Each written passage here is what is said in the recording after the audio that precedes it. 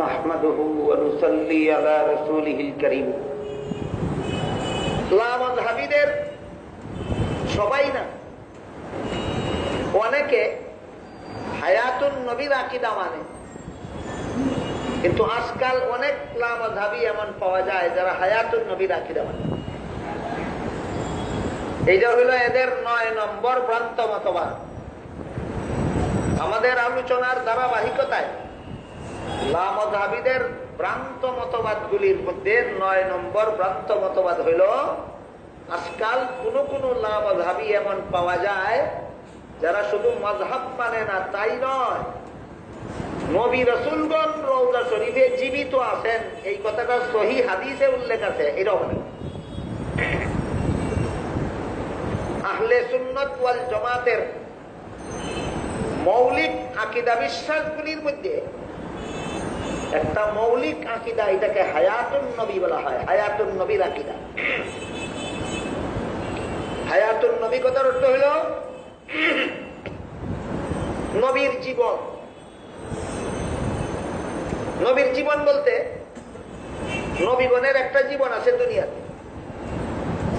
এই জীবন যখন শেষ হয়ে যায় তখন যেভাবে অন্যান্য সমস্ত মানুষের মরণ অবধারিত, যেভাবে সমস্ত প্রাণীগণের জীবন শেষে মরণ অবধারিত, তেমনি ভাবে নবীগণেরও দুনিয়ার জীবন শেষে মরণ অবধারিত। কিন্তু এই জিনিসটা নিয়ে দুই দলের মধ্যে দুইটা বাড়াবাড়ি আছে। এক দলে নবীর মরণ কথাটা বললেই কয় একাবে, নবীর আবার মরণ কি, হায়াতুন নবী, নবী জিন্দা। আরেক দলে নবীর মরণ আছে তো আছেই, নবী কিয়ামত পর্যন্ত কবরের ভিতরে মরাই আছেন মনে করে। দুটোটা বাড়াবাড়ি, ভ্রান্ত মতবাদ। নবীর মরণ অস্বীকার করা যেমন ভ্রান্ত মতবাদ, নবী রওজা শরীফের ভিতরে জিন্দা আছেন এই কথাটা অস্বীকার করা ও ভ্রান্ত মতবাদ। যারা নবীর মরণ শব্দটাই সইতে পারে না, এই দুইটা শব্দ নবীর মরণ সহ্য করতে পারে, নবীর আবার মরণ কি, আয়াতুন নবী, এদের ব্যাপারে কোরআনের ওই আয়াত স্মরণ করা দরকার যেখানে আল্লাহ বলেন ইন্নাকা মাইয়িতুন ওয়া ইন্নাহুম মাইয়িতুন। হে মুহাম্মদুর রাসূলুল্লাহ সাল্লাল্লাহু আলাইহি ওয়াসাল্লাম, নিশ্চয়ই আপনি মরণশীল, তারাও মরণশীল। নিশ্চয়ই আপনি মরণশীল, তারাও মরণশীল। সূরা জুমার এর 30 নম্বর আয়াত, পবিত্র কোরআনের সূরা জুমার এর 30 নম্বর আয়াতে আল্লাহ বলেন ইন্নাকা মাইয়িতুন ওয়া ইন্নাহুম মাইয়িতুন, নিশ্চয়ই আপনি মরণশীল, তারাও মরণশীল। তাহলে নবীর মরণ কইলেই যদি কাফের হইয়া যায়, আল্লাহ যে নবীরে আপনি মরণশীল কইলেন, আল্লাহরে কি কইবা? এই জন্য ফতোয়াবাদী সাবধানে করা যায়। যারা বলে নবীর মরণ কইলেই কাফের হবে, যে ফতোয়াবাদী, নবীর অমরণ আছে, এই যে ফতোয়া। আল্লাহ কোরআনে বলেন ইন্নাকা মাইয়িতুন, নিশ্চয়ই আপনি অমরণশীল। তাহলে সমস্ত নবীগণের মরণ আছে, যেমন ভাবে সমস্ত প্রাণীর মরণ আছে, যেমন ভাবে সমস্ত মানুষের মরণ আছে, যেমন ভাবে সমস্ত ওলিগণের মরণ আছে, যেমন ভাবে সমস্ত নবীগণের মরণ আছে, ঠিক তেমনি ভাবে আল্লাহ কোরআনের আয়াতে আমাদের নবীকে বলেন নিশ্চয়ই আপনারও মরণ আছে। আর এই কোন নবীর মরণ যে বিশ্বাস করবে না, সে কোরআনের প্রতি তার বিশ্বাস থাকে না, সে মুমিন মুসলমান থাকে না। বিশ্বাস করতে হবে প্রথমে সমস্ত প্রাণীদের মতো সমস্ত নবীগণ মরণশীল। কিন্তু বিভিন্ন হাদিসের দ্বারা প্রমাণ, নবীগণকে দাফন করা মাত্রই আল্লাহ তাদেরকে জীবিত করে দেন। নবীগণকে দাফন করা মাত্রই আল্লাহ তাদেরকে জীবিত করে দেন, কিয়ামত পর্যন্ত জীবিত অবস্থাতেই থাকে। নবীগণের মরণ আছে, এটা যেমন বিশুদ্ধ ইসলামী আকীদা, বিশ্বাস না করলে কোরআনের প্রতি ঈমান থাকে না, ঠিক তেমনি ভাবে দাফন করার পরে আল্লাহ নবীগণকে জীবিত করে দেন। এটা পেশাব পায়খানা করার মতো জীবন নয়, এর একটা বিশেষ জীবন দিয়া আল্লাহ তাদেরকে জীবিত করে দেন। ওইটাকে আহলে সুন্নাত ওয়াল জামাতের পরিভাষায় হায়াতুন নবীর আকীদা বলা হয়। বলেন হায়াতুন নবী অর্থ জিন্দা নবী দাফন করা হয়, না হায়াতুন নবী অর্থ দাফন করার পরে নবীকে জিন্দা করা হয়? এই হায়াতুন নবী পরিভাষার ব্যাখ্যা না জানার কারণে কয় নবীর মরণ কইলেই কাটে, কারণ হায়াতুন নবী হইল আমাদের আকীদা। বলেন হায়াতুন নবী আকীদা মানে কি? জিন্দা নবী দাফন করা হয়, না দাফন করার পরে নবীকে জিন্দা করা হয়? দাফন করার পরে নবীকে জিন্দা করা হয়, এটা হায়াতুন নবী আকীদার পর্ব। লামজাবিদের বড় বড় নেতারা এটা মানে যে নবীগণ রওজা শরীফে জিন্দা। সমস্ত নবী, শুধু আমাদের নবী একা নয়, সমস্ত নবী রাসূলগণ যার যার রওজা শরীফে জীবিত আছেন। যা লামজাবিদের বড় বড় নেতারাও মানে, তাদের কিতাবে লেখা আছে। কিন্তু বর্তমান সমাজের কিছু চরমপন্থী লামজাবি এমন আবির্ভাব হয়েছে, যারা মদিনা শরীফে রওজা শরীফ জিয়ারতের সময় রওজা শরীফের কাছে দাঁড়াইয়া নবীকে সম্বোধন করে কোনো আবেদন পেশ করলে শিরিক, শিরিকের চশমা এদের চোখে লাগায়। এরা জগতে শিরিক ছাড়া আর কিছু দেখে না। নবী কবে মারা গেছে তোমার আবেদন কে শুনে? আবেদন করলে আল্লাহর কাছে করো, আল্লাহ কোনোদিন মরবে না, সবসময় তোমার আবেদন শুনবে। নবী মরে গেছে ১,৫০০ বছর আগে, নবীর কাছে কি আবেদন করো? নবী শুনবে না। কাজী রওজা শরীফে গিয়া নবীকে নবীর নামে দুরূদ শরীফ পড়লে, রওজা শরীফের পাশে দাঁড়াইয়া নবীকে সালাম দিলে, রওজা শরীফের পাশে দাঁড়াইয়া নবীর কাছে কোনো আবেদন পেশ করলে, উম্মতে আর নবীর কাছে কি আবেদন পেশ করবে? সবচেয়ে বড় আবেদন, নবী মেহেরবানি করে আপনি আমার জন্য আল্লাহর কাছে সুপারিশ করবেন। এই তো সবচেয়ে বড় আবেদন। এই কথাগুলি রওজা শরীফে দাঁড়াইয়া করলেই একদল চরমপন্থী লামজাবিদের আবির্ভাব হয়েছে বর্তমান সমাজে। এরা বলে নবীর রওজা শরীফে গিয়ে এমন কথা বলা শিরিক। অথচ হাদিস শরীফে উল্লেখ আছে, হযরত রাসূল করিম সাল্লাল্লাহু আলাইহি ওয়াসাল্লাম বলেন,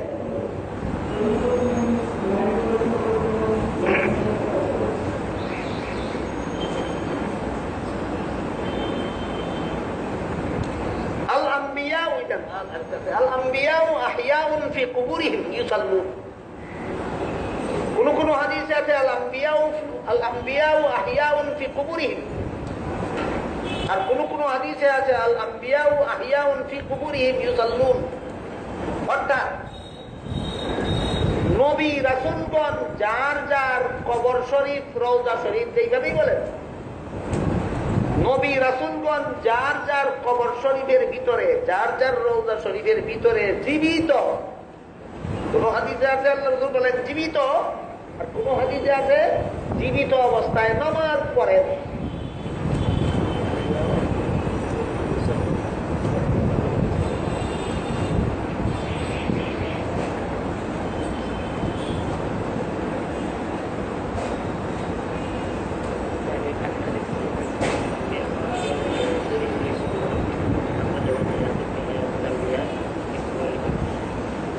এখানে আছে তো, এইভাবে শুরুতে আছে, এইভাবে শুরুতে আছে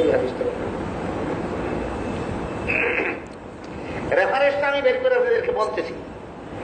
আপাতত শুধু হাদিসটা স্মরণ রাখুন। হাদিস শরীফে রাসূল করিম সাল্লাল্লাহু আলাইহি ওয়াসাল্লাম বলেন, আল আম্বিয়াউ আহইয়াউন ফি কুবুরিহিম ওয়া ফি রিওয়ায়াতিন ক্বালা ইউসাল্লুন।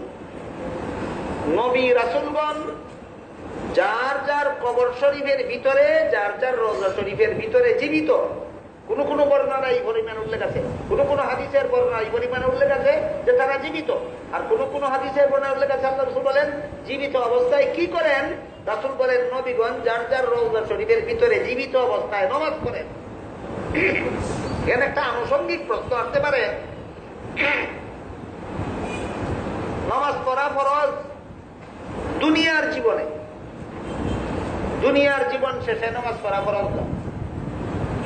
দুনিয়ার জীবনে নামাজ পড়লে সওয়াব হয়, না পড়লে ফরজ নামাজ, ওয়াজিব নামাজ না পড়লে গুনাহ হয়। কবরের জীবনে নামাজ পড়লেও সওয়াব নাই, না পড়লেও গুনাহ নাই।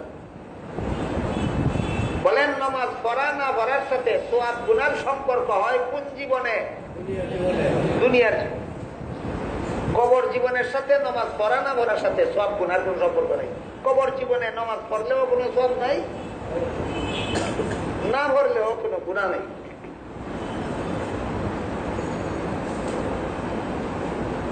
তাহলে নবী রাসূলগণ যেই কাজটা করলে কোনো সওয়াব নাই, এমন কাজটা কেন করেন কবরে?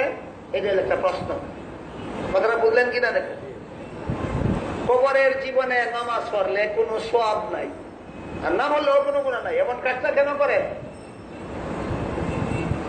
এটার জবাবটা বিস্তারিত বলতে গেলে অনেক লম্বা হয়ে যাবে, অতি সংক্ষিপ্ত জবাব। নামাজ 5 প্রকার নামাজ আছে, 5 প্রকার নামাজের নামাজিও আছে 5 প্রকার। এর মধ্যে 5ম প্রকার নামাজকে বলে সালাতুল আম্বিয়া, নবীগণের নামাজ। 5ম প্রকার নামাজকে বলে সালাতুল আম্বিয়া, অর্থ নবীগণের নামাজ। নবীগণের নামাজ কেমন হয়? নবীগণের নামাজ এমন হয় যে নামাজের ভিতরে তারা সরাসরি আল্লাহর সাথে আলাপ আলোচনায় রত থাকে। নামাজের ভিতরে তারা সরাসরি আল্লাহর সাথে আলাপ আলোচনায় রত থাকে। আল্লাহর সাথে আলাপ আলোচনায় রত থাকার সুযোগ যারা পায়, এদের জগতের আর কোনো কিছুতে এত মজা হয় না আল্লাহর সাথে আলাপে রত থাকার মধ্যে যেই মজা পায়। এই মজাটা উপভোগ করার জন্য নবীগণ কবর জীবনে নামাজে রত থাকেন। যেই নামাজ না পড়লে কোনো গুনাহ নাই, যেই নামাজ পড়লে কোনো সওয়াব নাই, এই নামাজটা নবীগণ কবরে কেন করেন? আল্লাহর সাথে আলাপের আনন্দ উপভোগের জন্য। আল্লাহর সাথে আলাপের আনন্দ উপভোগ। এই জন্য হাদিস শরীফে আল্লাহ রাসূল বলেন, আল আম্বিয়া ওয়া আহইয়াউন ফি কুবুরিহিম ইউসাল্লুন। হাদিসের ইমাম বাইহাকি রাহমাতুল্লাহি আলাইহি লিখিত হায়াতুল আম্বিয়া নামক কিতাবের প্রথম পৃষ্ঠাতে এই হাদিসটা উল্লেখ।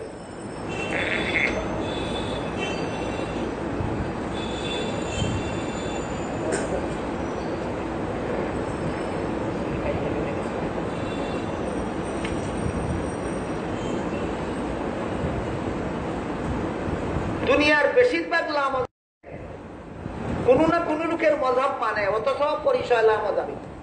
এটা কি প্রতারণা নয়? এটা ধোঁকা। দুনিয়ার বেশিরভাগ লামাজাবিরা যাদের মযহাব মানে, তাদের মধ্যে একজন হইলেন আল্লামা ইবনে কাইয়িম। এই আল্লামা ইবনে কাইয়িম লামাজাবিরা ইবনে কাইয়িমের মযহাবের অনুসারী। এই ইবনে কাইয়িম বলেছেন, এই যে হাদিসটা আল আম্বিয়া ওয়া আহইয়াউন ফি কুবুরিহিম, নবী রাসূলগণ আপন আপন কবর শরীফে জীবিত, এই হাদিসটা সহিহ। তোমরা ইমামে কইছে হাদিস সহিহ, কাজেই তোমাদের কথা মতো সহিহ হাদিসের দ্বারা প্রমাণিত নবী রাসূলগণ যার যার রওজা শরীফে জীবিত, তবে এটা না মানলে, না মানাটা সহিহ মতবাদ না ভ্রান্ত মতবাদ? এই না মানাটা হইল ভ্রান্ত মতবাদ।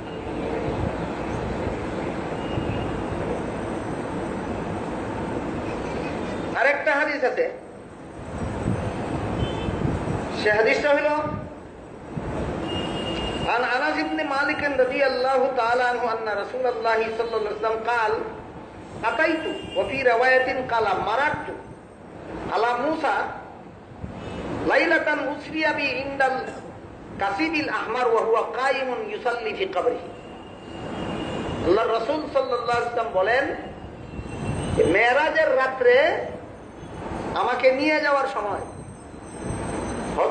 মুসা আলাইহিস সালাম যেখানে সমাধিস্থ তার কবরের পাশ দিয়ে নিয়ে যাওয়া হলো। আমি দেখলাম হযরত মুসা আলাইহিস সালাম তার কবরের ভিতরে নামাজে লিপ্ত। আগের হাদিসের সাথে এই হাদিসের মিল আছে কিনা? এই হাদিসটা হলো মুসলিম শরীফের হাদিস। মুসলিম শরীফ জিলদে আউয়াল প্রথম খণ্ড 268 পৃষ্ঠার হাদিস। মুসনাদে আহমদ তৃতীয় খণ্ড 148 পৃষ্ঠার হাদিস। আল্লাহ রাসূল বলেন, আমি মুসা আলাইহিস সালামের মেরাজের রাতে মুসা সালামের কবরের পাশ দিয়ে গেলাম, সেখানে দেখলাম হযরত মুসা আলাইহিস সালাম নামাজে রত আছেন। আগের হাদিসে বলা হয়েছে সমস্ত নবী রাসূলগণই যার যার রওজা শরীফের ভিতরে কবরে নামাজরত থাকেন। এই মুসলিম শরীফের বর্ণিত হাদিসে উল্লেখ আছে আল্লাহ রাসূল নিজের চোখে দেখেছেন মুসা আলাইহিস সালাম কবর শরীফের ভিতরে নামাজে রত আছেন। মুসলিম শরীফের হাদিস সহিহ সারা হয়, এর নাম হচ্ছে সহিহ মুসলিম শরীফ। মুসলিম শরীফের লিখিত কিতাবের নাম সহিহ মুসলিম শরীফ কেন? এই কিতাবে শুধু সহিহ হাদিস লেখা হয়েছে। বুখারী শরীফের কিতাব সংক্ষিপ্ত নাম সহিহ বুখারী শরীফ কেন? এর মানে হলো এই কিতাবে শুধু সহিহ হাদিস লেখা হয়েছে। কাজেই সহিহ হাদিসের দ্বারা প্রমাণিত নবী রাসূলগণ যার যার রওজা শরীফের ভিতরে জীবিত এবং নামাজে রত। বর্তমান সমাজের নামাজাবিদের অতীতকালের বড় বড় ইমামরাও এই কথা স্বীকার করেছেন এবং এই হাদিসগুলিকে সহিহ হাদিস বলে স্বীকার করেছেন। কাজেই যারা বর্তমানে যে সমস্ত নামাজাবিরা হায়াতুন নবী মানে না, রওজা শরীফের ভিতরে নবীগণ জীবিত কথাটা যারা মানে না, এরা এদের নেতাকেও মানে না, এই সমস্ত সহিহ হাদিসকেও মানে না। সুতরাং কোথায় রইল এদের দাবি যে আমরা কোরআন মানি, হাদিস মানি, আর কিছু মানি না? হাদিস মানলো কোথায়? সহিহ হাদিসের দ্বারা প্রমাণিত হায়াতুন নবী রাখি নবীগণ যার যার রওজা শরীফে জীবিত, এই কথাটা সহিহ হাদিসের দ্বারা প্রমাণিত। যে সমস্ত নামাজাবিরা মানে না, এরা সহিহ হাদিস মানলো না। সুতরাং কোরআন মানি, হাদিস মানি, আর কিছু মানি না, এই কথাটা আপনাদেরকে ধোঁকা দেওয়ার জন্য একটা প্রবঞ্চনা ছাড়া, একটা তান্দালি ছাড়া আর কিছু না। নবীগণ রওজা শরীফে মুর্দা না জিন্দা, বিষয়টা কোন পর্যায়ে? আমলের না আকীদা? আকীদা প্রমাণের জন্য কেমন হাদিস লাগে? সহিহ হাদিস। এই জন্য সহিহ হাদিসে উল্লেখ আছে, আল্লাহ রাসূল বলেন, আল আম্বিয়াউ আহইয়াউন ফি কুবুরিহিম ওয়া ফি রিওয়ায়াতিন ক্বালা ইসাল্লুন। নবী রাসূলগণ যার যার রওজা শরীফের ভিতরে জীবিত, এটা আমরা বিশ্বাস করি। বিশ্বাস এই আকীদা প্রমাণ হওয়ার মতো হাদিসের দ্বারা প্রমাণিত কিনা? আকীদা প্রমাণিত হওয়ার মতো হাদিসের দ্বারাই। এমনকি পবিত্র কোরআনের এক আয়াতে আল্লাহ বলেন, শহীদগণ সম্পর্কে বলেন,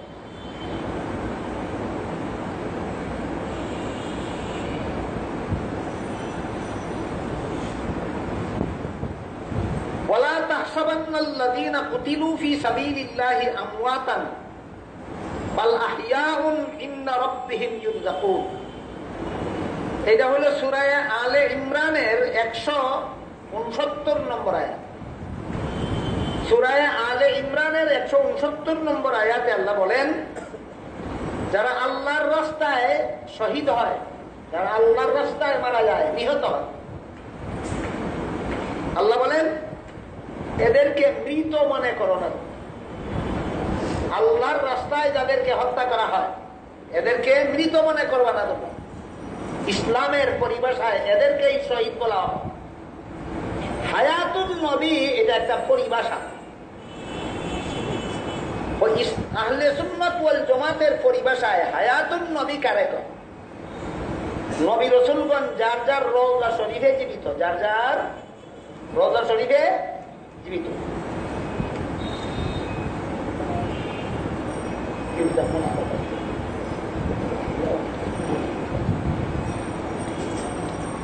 তেমনি ভাবে আল্লাহর রাস্তায় মারা যাওয়া শহীদ, এটা ইসলামের একটা পরিভাষা। আল্লাহর রাস্তায় মরলে এই মরনেওয়ালারা ইসলামের পরিভাষায় শহীদ। আল্লাহ পাক রব্বুল আলামিন বলেন, ওয়ালা তাহসাবান্নাল্লাযীনা কুতিলু ফী সাবিলিল্লাহ, যারা আল্লাহর রাস্তায় নিহত এদেরকে তোমরা মৃত বলবা না।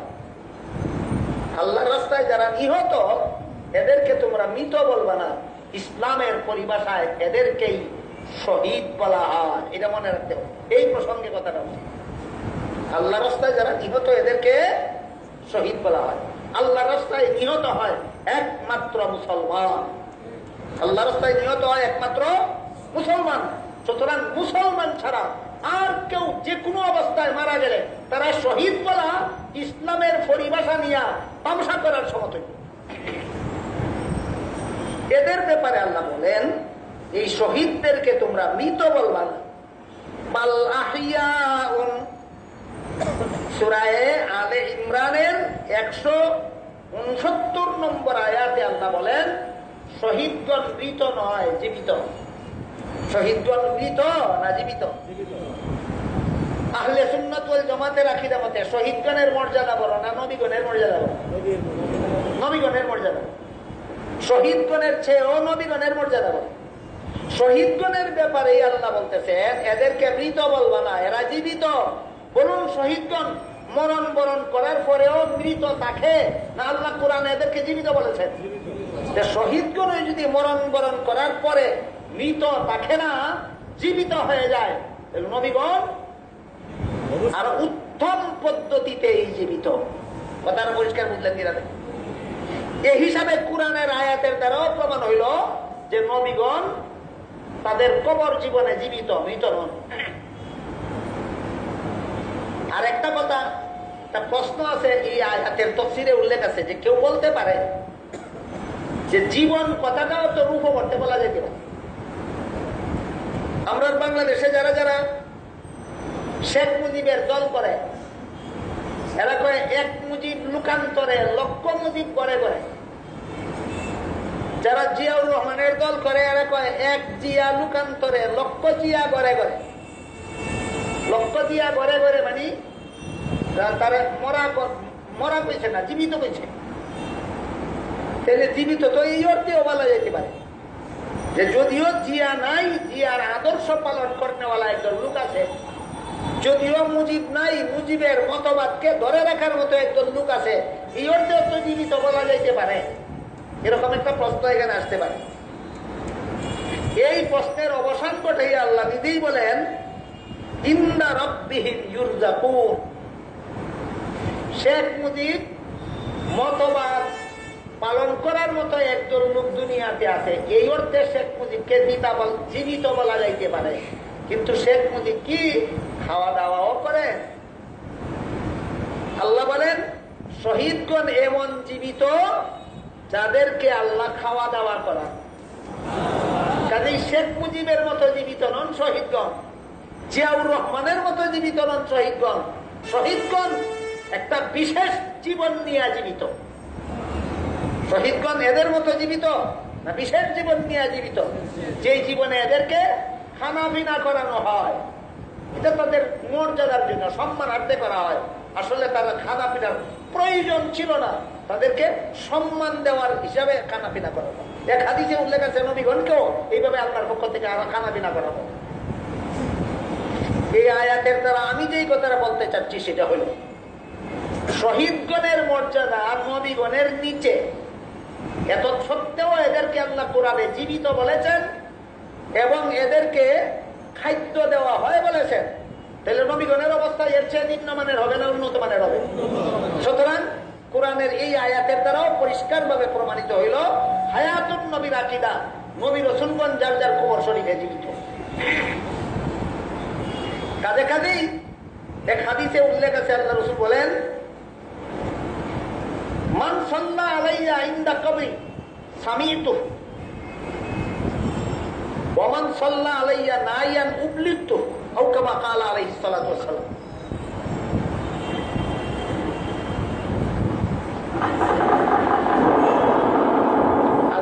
হাদিস শরীফে রাসূল করিম সাল্লাল্লাহু আলাইহি ওয়াসাল্লাম বলেন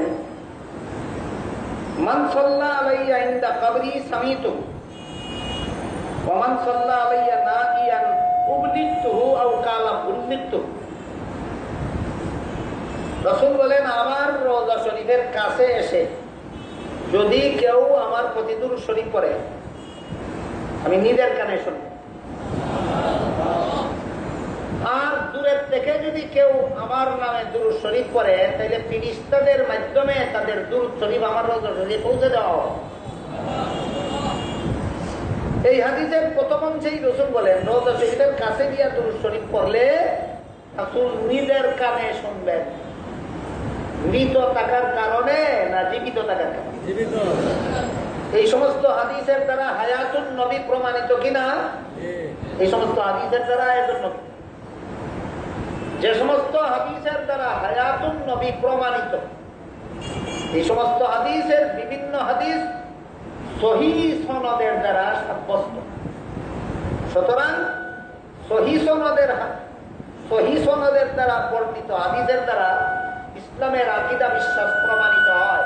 তাই সহিহ হাদিসের দ্বারা প্রমাণিত নবী রাসূলগণ যার যার রওজা শরীফে জীবিত।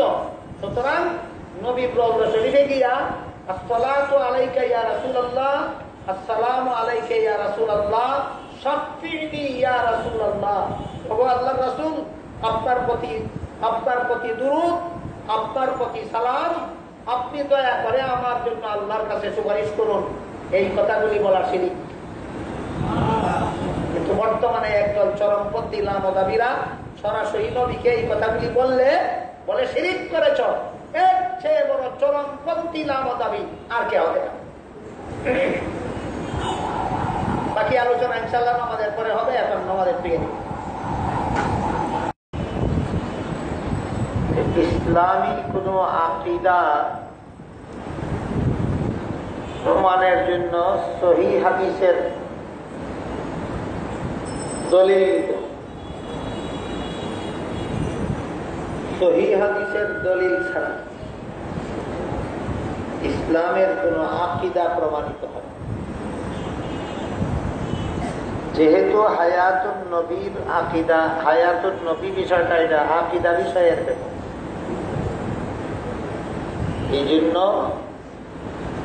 হায়াতুন নবী, নবী রাসূলগণ যার যার রওজা শরীফের ভিতরে জীবিত আছেন, এই কথাটা সহিহ হাদিসের দ্বারা প্রমাণিত।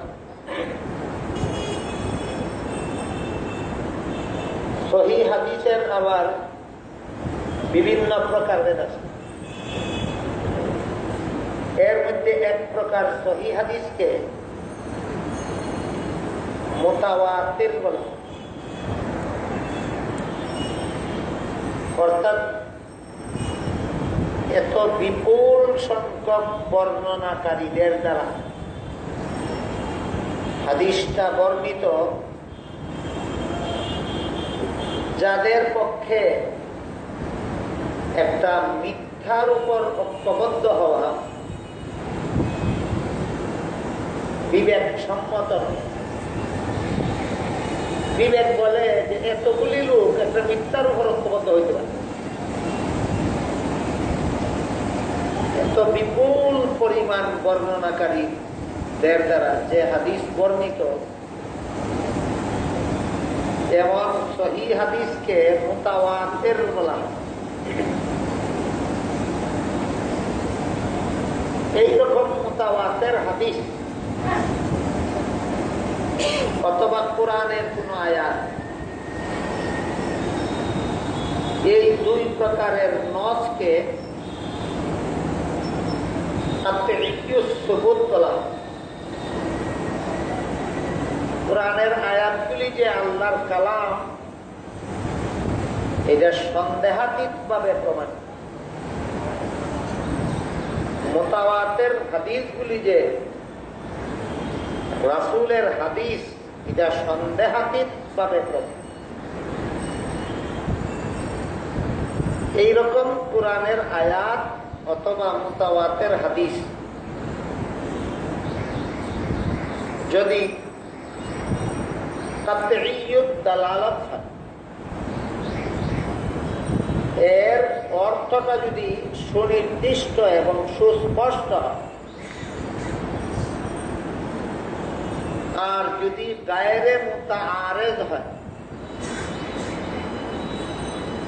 এই পর্যায়ের আর কোন আয়াত বা হাদিসের সাথে সাংঘর্ষিক না হয়। তিনটা শর্ত: কাতঈয়ুস সুবুত, কাতঈয়ুদ দালালাত, আদমে তাআরুফ। এই তিন শর্ত সাপেক্ষে আয়াত এবং হাদিসের দ্বারা যেসব আকীদা বিশ্বাস প্রমাণিত হয়, এইগুলি বিশ্বাস না করলে মানুষ মুমিন মুসলমান থাকে না, কাফের হয়ে। কুরআনের আয়াতের দ্বারা যে কথা সন্দেহাতীত ভাবে প্রমাণিত, অকাট্যভাবে প্রমাণিত, অথবা মুতাওয়াতির হাদিসের দ্বারা যে কথা সন্দেহাতীত ভাবে, অকাট্যভাবে প্রমাণিত, এমন কথা কেউ বিশ্বাস না করলে কাফের হয়ে। এই জন্যই কাদিয়ানীরা কাফের। কাদিয়ানীরা এমন কথা অবিশ্বাস করার কারণে, অর্থাৎ খতমে নবুয়ত,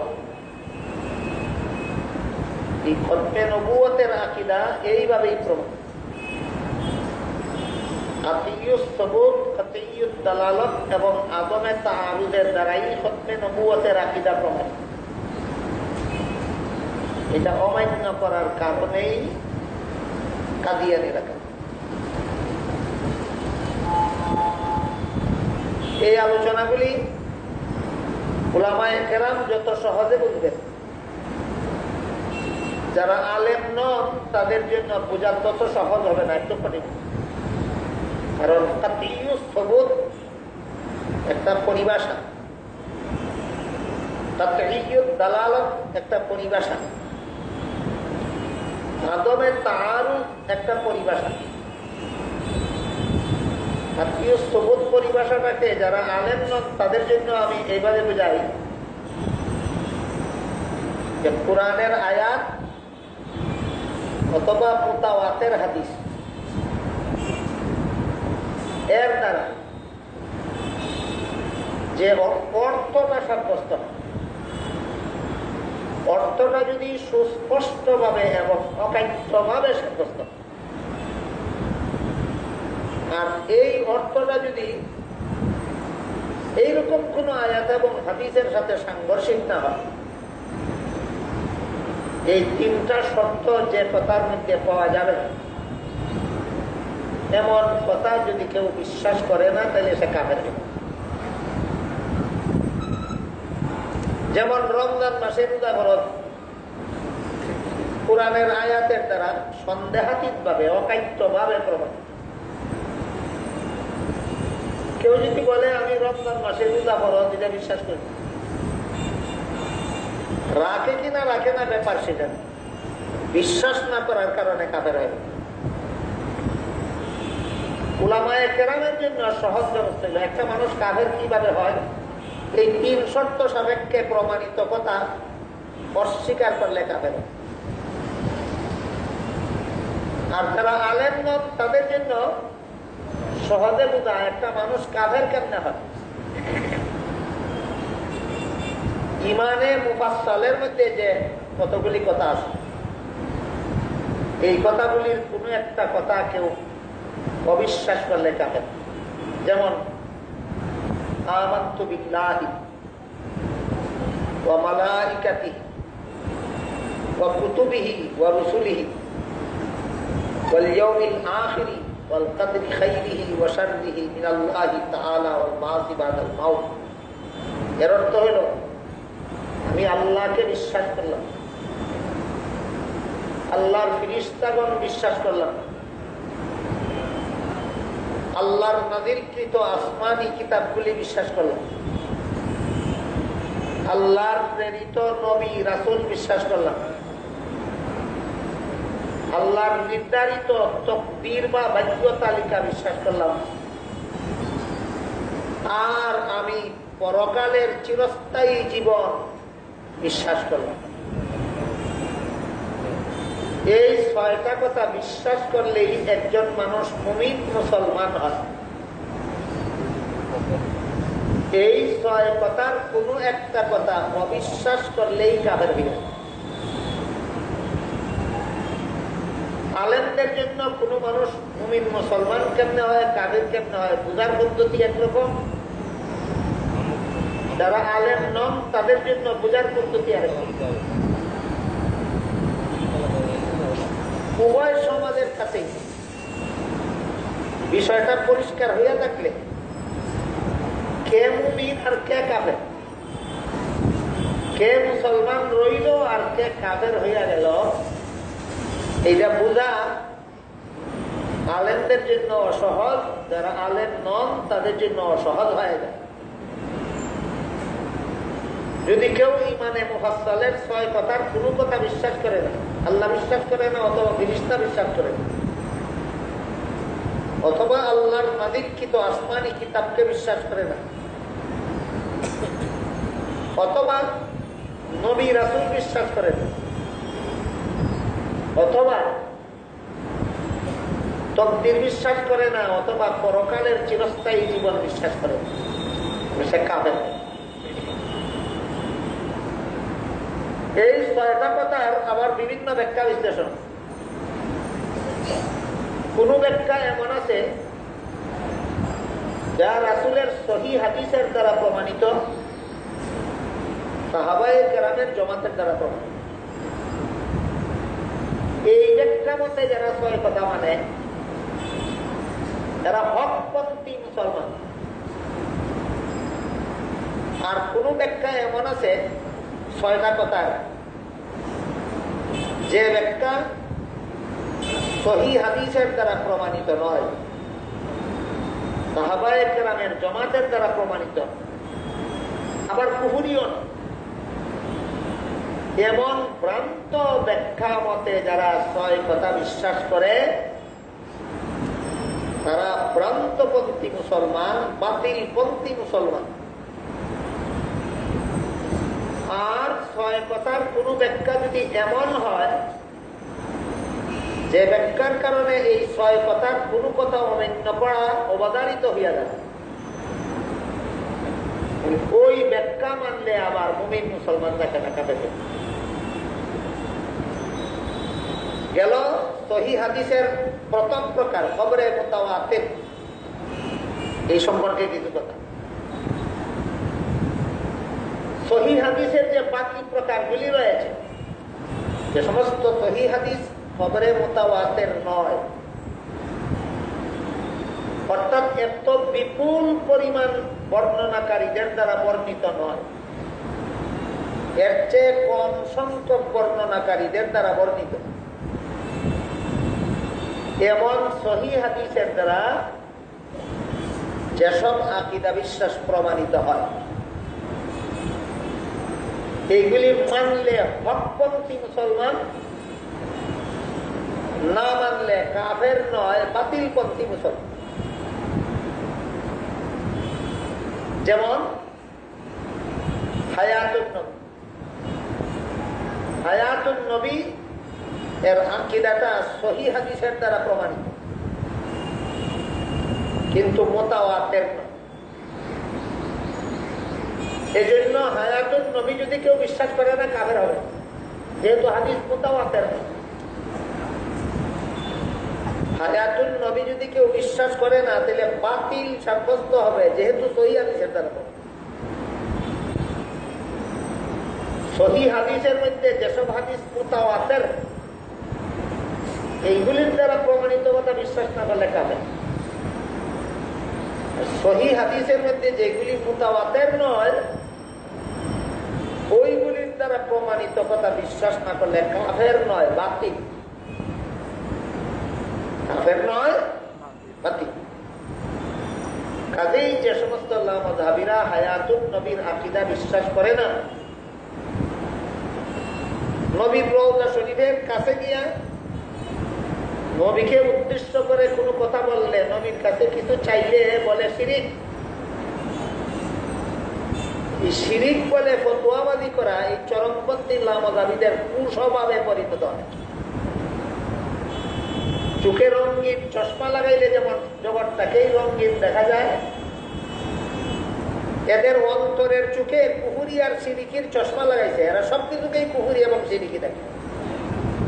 চরমপন্থী লামাযাবিরা রাসূলের রওজা শরীফে গিয়া রাসূলকে সম্বোধন করে দুরূদ শরীফ পড়বে, রাসূলকে সম্বোধন করে সালাম দিলে, রাসূলকে সম্বোধন করে কোনো কথা বললে যে শিরিক বলে, এইটার উপর আলোচনা।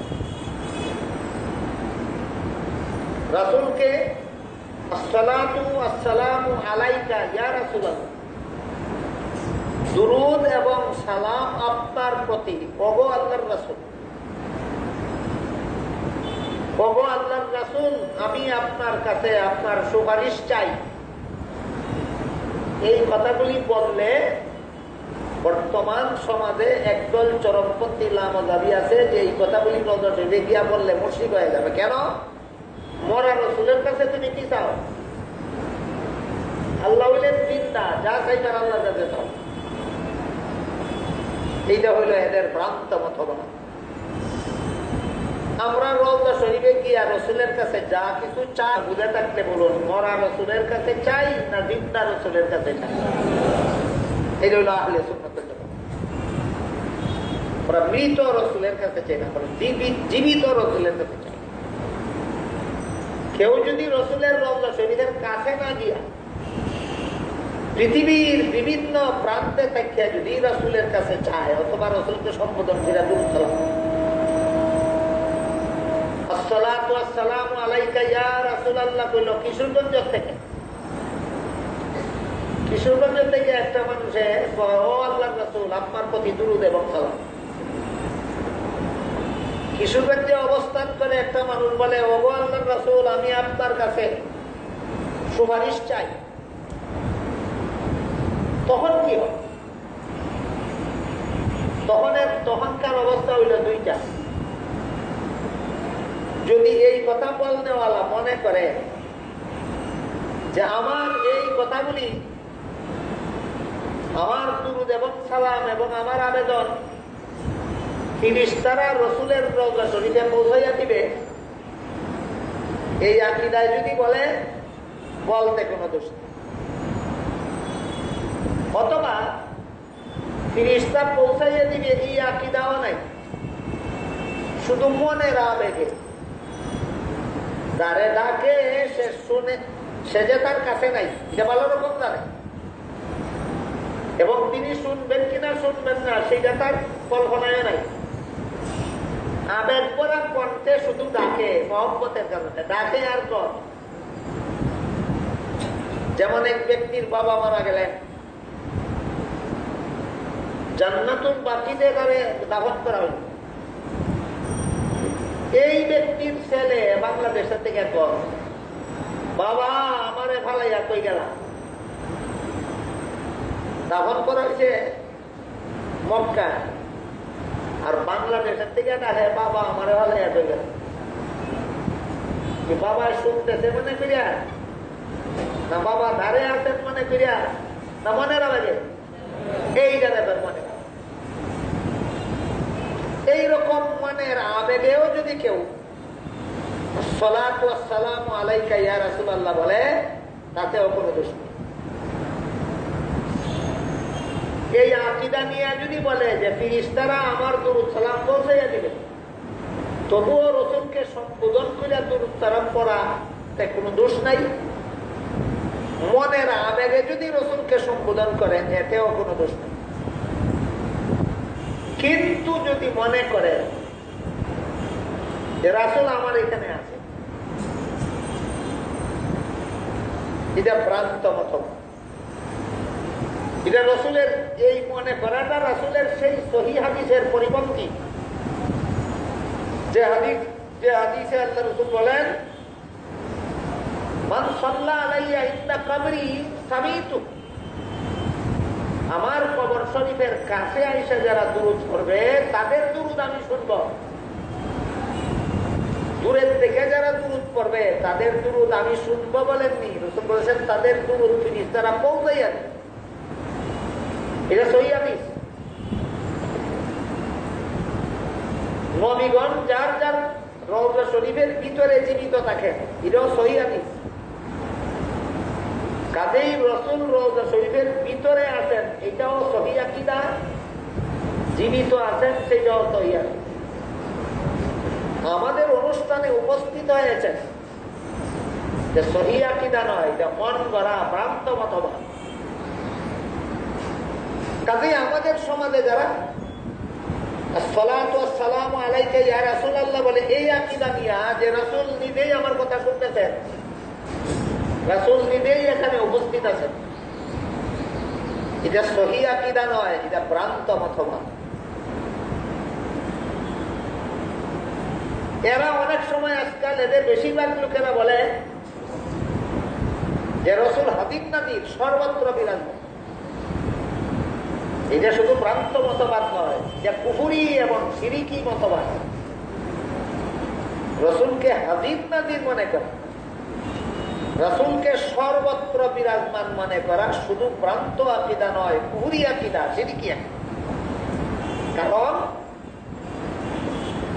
কুরআনের এক আয়াতে আল্লাহ বলেন, ওয়ামা কুন্না গায়িবিন, আমি কোথাও অনুপস্থিত নই।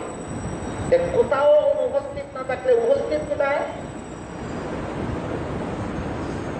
প্রশ্নটা যারা বুঝলেন একটু জবাব দেন তো। আল্লাহ যদি কোথাও অনুপস্থিত না থাকেন, উপস্থিত আছেন কোথায়? এক হাদিসে রাসূল কারীম সাল্লাল্লাহু আলাইহি ওয়াসাল্লাম বলেন,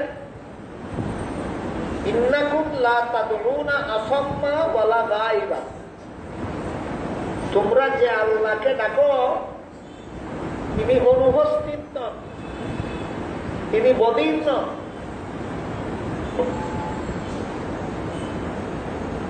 সূরা আরাফ এর 7 নম্বর আয়াতে আল্লাহ বলেন, ওয়ামা কুন্না গায়িবিন, আমি কোথাও অনুপস্থিত নই, আল্লাহ সবখানে উপস্থিত। হাদিস শরীফে রাসূল বলেন, তোমরা যে আল্লাহকে ডাকো তিনি কোথাও অনুপস্থিত নন, তিনি সবখানে উপস্থিত। আল্লাহ সম্পর্কে আল্লাহ নিজেও বলেন, রাসূলও বলেন সবখানে উপস্থিত। রাসূল সম্পর্কে রাসূল নিজেই বলেন, আমি রওজা শরীফের ভিতরে থাকবো, জীবিত থাকবো। বুঝে থাকলে এবার বলুন তো, আল্লাহ আছেন কোথায়, রাসূল আছেন কোথায়? আল্লাহ আছেন সবখানে, রাসূল আছেন রওজা শরীফে। আল্লাহ কোথায়, রাসূল কোথায়? আল্লাহ সবখানে, রাসূল রওজা শরীফে। কাজেই রাসূলও আছেন সবখানে বিশ্বাস করলে আল্লাহর সবখানে থাকার গুণের সাথে রাসূলকে শরীক সাব্যস্ত করার কারণে ঈমান থাকে না, মুশরিক হইয়া বেঈমান কাফের হইয়া যায়। সুতরাং রাসূলকে হাদিস নাদির বিশ্বাস করা এটা সুন্নি আকীদা নয়, এটা কুফরি আকীদা, শিরকি আকীদা। আল্লাহ পাক রব্বুল আলামিন সর্বত্র হাদিস নাদির বিরাজমান। মুহাম্মদুর রাসূলুল্লাহ সাল্লাল্লাহু আলাইহি ওয়াসাল্লাম রওজা শরীফে উপস্থিত, অন্যখানে অনুপস্থিত। আর আল্লাহ পাক রব্বুল আলামিন সর্বত্র উপস্থিত।